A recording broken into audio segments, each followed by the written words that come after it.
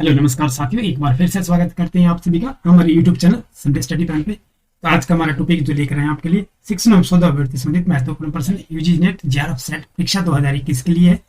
Set number 95 है। इससे पहले हमारे 94 सेट अपलोड हो चुके हैं और सभी टॉपिक पर मैंने वीडियो बना रखी है। तो आपको नीचे डिस्क्रिप्शन में आपको लिंक मिल जाएगा या फिर आप चैनल की प्लेलिस्ट में जाकर वहां से हमारी अन्य वीडियोस देख सकते हैं।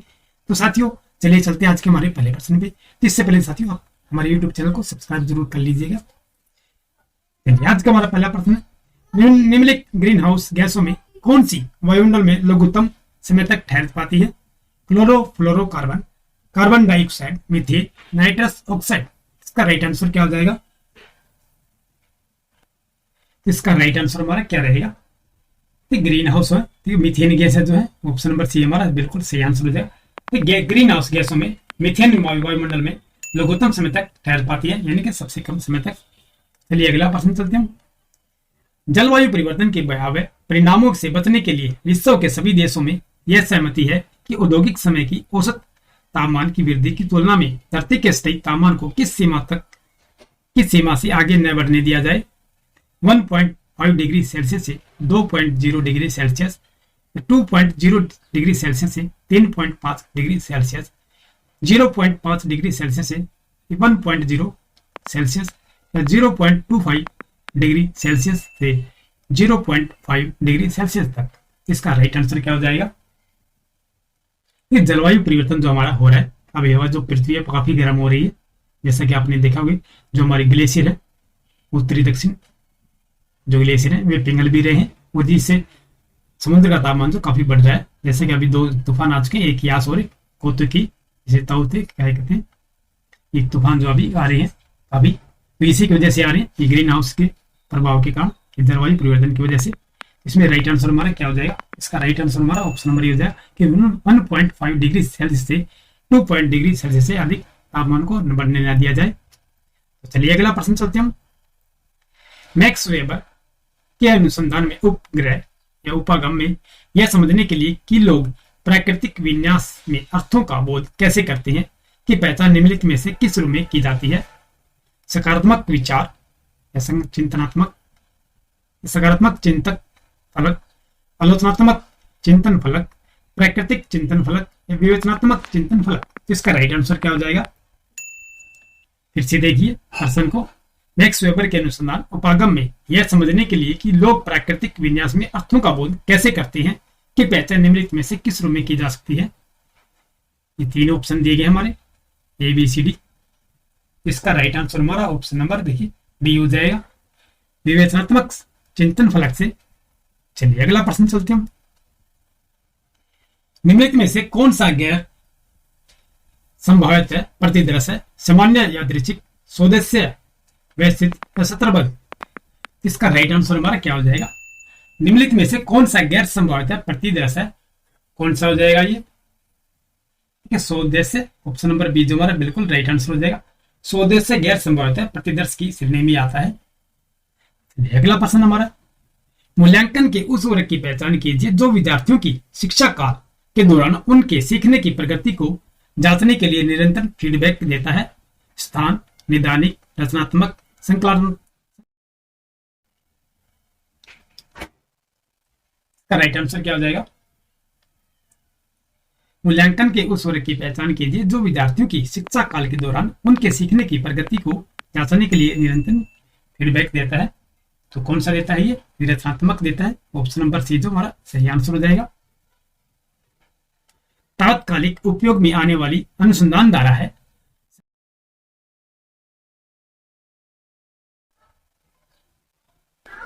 संकल्पनात्मक, क्रियात्मक, मौलिक या अनुभविक। इसका राइट आंसर क्या हो जाएगा? कि तात्कालिक उपयोग में आने वाली अनुसंधान धारा है, ये कौन सी हो जाएगी? ये क्रियात्मक हो जाएगी हमारी। ऑप्शन नंबर बी जो हमारा सही आंसर हो जाएगा। तात्कालिक उपयोग में आने वाली अनुसंधान धारा जो है क्रियात्मक है। चलिए साथियों अगला प्रश्न चलते हैं। निम्नलिखित में से किसने चिंतन फलक या पैराडिम की अवधारणा को स्थापित किया है? Peter Haggett, von Thunen, Thomas Kuhn, Johann के। इसका सही आंसर क्या हो जाएगा? निम्नलिखित में से किसने चिंतन फलक पैराडिम की अवधारणा को स्थापित किया है? ये किसने किया था? ये थॉमस कोहन ने किया था। थॉमस कुहन ने चिंतन फलक पैराडिम की अवधारणा को स्थापित किया है? चलिए साथियों, अगला प्रश्न चलते हैं।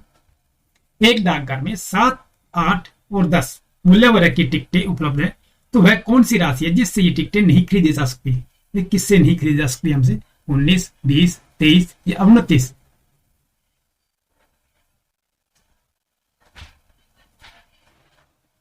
एक डाकघर में 7 और 8 और 10 रुपए की मूल्य की वर्ग की टिकटें हैं, उपलब्ध है, यानी कि तो वह कौन सी राशि है जिससे ये टिकटें नहीं खरीदी जा सकती हमसे?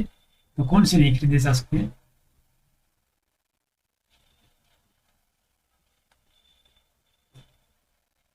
इसका राइट आंसर हमारा ऑप्शन नंबर ए हो जाएगा। देखिए 19 की नहीं खरीदी जाएंगी, ये 20 वाले भी हम खरीद सकते हैं, 10 की 2 खरीद से, 23 वाले भी खरीद सकते हैं हम, 8 दूनी 16 और 7 23 हो जाएंगे। इसके बाद देखिए 29 की भी खरीद सकते हैं हम, तो 7 21 और 1 प्लस 8 हो जाएंगे, यानी कि 7 की 3 खरीदी जाएंगे और 1 8 की खरीदी जा सकती है, और 19 रुपए की जो है नहीं खरीद सकते हम, क्योंकि 9 की कोई बन ही नहीं रहा 19 का। ये 7 और 8 15 हो जाएंगे, 10 और 8 18 जाएंगे, या फिर 10 प्लस 9 होना चाहिए, इसलिए ऑप्शन नंबर ए हमारा बिल्कुल सही आंसर हो जाएगा। चलिए अगला प्रश्न चलते हैं। एक आदमी ने अपने घर से दक्षिण की ओर चलना शुरू किया। 6 किलोमीटर चलने के पश्चात वह अपनी बाईं ओर मुड़ा और 5 किलोमीटर चला, फिर वह बाईं ओर मुड़कर 3 किलोमीटर चला, फिर वह फिर अपनी बाईं ओर मुड़ा और 9 किलोमीटर तक चलता है रहा। अपने घर से वह कितनी दूर है? 3 किलोमीटर, 4 किलोमीटर, 5 किलोमीटर या 6 किलोमीटर? आदमी चलने के किस प्रकार चला है, इसका अपने डायग्राम बनाना पड़ेगा। ये उत्तर, ये दक्षिण मान लेंगे, ये नॉर्थ हो जाएगा हमारा, ये साउथ हो जाएगा, ये ईस्ट हो जाएगा हमारा, और ये वेस्ट हो जाएगा। अभी पूछ रहा है कि एक आदमी ने अपने घर से दक्षिण की ओर चलना शुरू किया, ये यहाँ से ये चलता है दक्षिण की ओर, 6 किलोमीटर चलता है, वह पश्चात अपनी बाईं ओर मुड़ता है, तो बाईं ओर कौन सी हो जाएगी?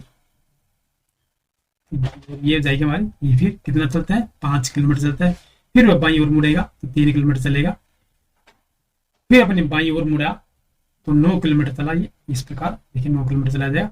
ये 5 तो ये हो गया हमारा और 4 ये आ गया हमारा, चलता है। अपने घर से वह कितनी दूर है? अब ये पूछा है कितनी दूर है, हमारा इस प्रकार ये आएगा, यहाँ तक का इतना डिस्टेंस हो जाएगा, तो ये कौन सा हो जाएगा हमारा? ए बी का स्क्वायर लेना पड़ेगा हमें, इस प्रकार हो जाएगा। 6 किलोमीटर में 3 किलोमीटर, ये 3 ही हो गया और 4 ही हो गया, 3 और 4 हो जाएंगे।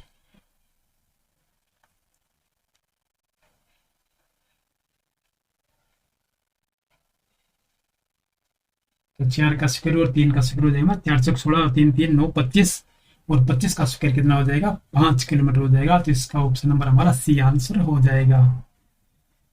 फिर से देखिए, समझा देता हूं आपको किस प्रकार होगा। यहाँ से 6 किलोमीटर चला है, फिर ये 5 किलोमीटर मुड़ा, फिर ये 3 किलोमीटर चला, फिर ये 9 किलोमीटर चला है, तो यहाँ से हमें ये निकालना है इतना, क्योंकि यहाँ से देखिए 6 किलोमीटर चला था तो 3 किलोमीटर ये चल गया, इसमें 3 यहाँ बच गया और 4 किलोमीटर यहाँ आ गया, ये 5 ये हो गया और 9 किलोमीटर चला तो 4 ये हो गया। अब 3 और 4 का हमें स्क्वायर नहीं लेना पड़ेगा इसका, तो 4 तो 16 और 3 3 9 25 होगा, और 25 का स्क्वायर कितना हो जाएगा? 5 हो जाएगा। इसके लिए हमारा ऑप्शन नंबर सी सही आंसर हो जाएगा। चलिए अगला प्रश्न नंबर 4। जिस प्रकार किसी सेना को छोटी छोटी टुकड़ियों में बांटने से सेना की शक्ति क्षीण हो जाती है, तो उसी प्रकार यदि किसी हीरे को छोटे छोटे टुकड़ों में काट दिया जाए तो उसका मूल्य ह्रास हो जाएगा। तो उपरोक्त युक्ति को कहा जाता है सादृश्यता, निगमनात्मक, आंकड़ात्मक या करणात्मक। इसका राइट आंसर क्या हो जाएगा? तो हीरो को छोटे छोटे टुकड़े में बांट दिया है, उसमें से हीरे की क्या हो जाएगा? इसका सही आंसर हमारा ऑप्शन नंबर हो जाए, ये सादृश्यतम हो जाएगा। हीरे को छोटे छोटे टुकड़े में काटने से युक्ति सादृश्यता कहलाती है। चलिए अगला प्रश्न हमारा, नीचे कुछ तार्किक युक्ति के लक्षण दिए गए हैं, उस कोट का चयन कीजिए जो ऐसी विलक्षणता को दर्शाता है जो अपने में आगमनात्मक न हो। आधारिका से निष्कर्ष के निकलने का दावा किया जाता है। निष्कर्ष करणात्मक संबंध पर आधारित होता है। निष्कर्ष अंततः आधारिका से निकलता है। निष्कर्ष प्रेक्षण एवं प्रयोग आधारित होता है। इसका राइट आंसर क्या हो जाएगा? निष्कर्ष करणात्मक संबंध पर आधारित होता है। आधारिका से निष्कर्ष के निकलने का दावा किया जाना ऐसे गुण को दर्शाता है जो अपने आप में अगुणात्मक तर्क है। ठीक है, जिसका ऑप्शन नंबर बी हमारा बिल्कुल राइट आंसर हो जाएगा।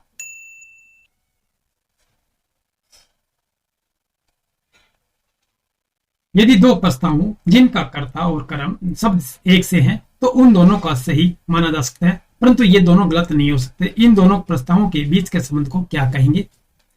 अंतर विरोधात्मक, विरोधी, उपविरोधी, अधीनस्थ। यदि दो प्रस्तावों जिनका कर्ता और कर्म शब्द एक से हैं तो उन दोनों को सही माना जा सकता है, परंतु ये दोनों गलत नहीं हो सकते। तो इन दोनों प्रस्तावों के बीच के संबंध को हम क्या कहेंगे? तो सीधा सा पूछा गया है, क्या कहेंगे? हमें इन्हें अधीनस्थ कहेंगे। ऑप्शन नंबर डी जो सही आंसर हो जाएगा।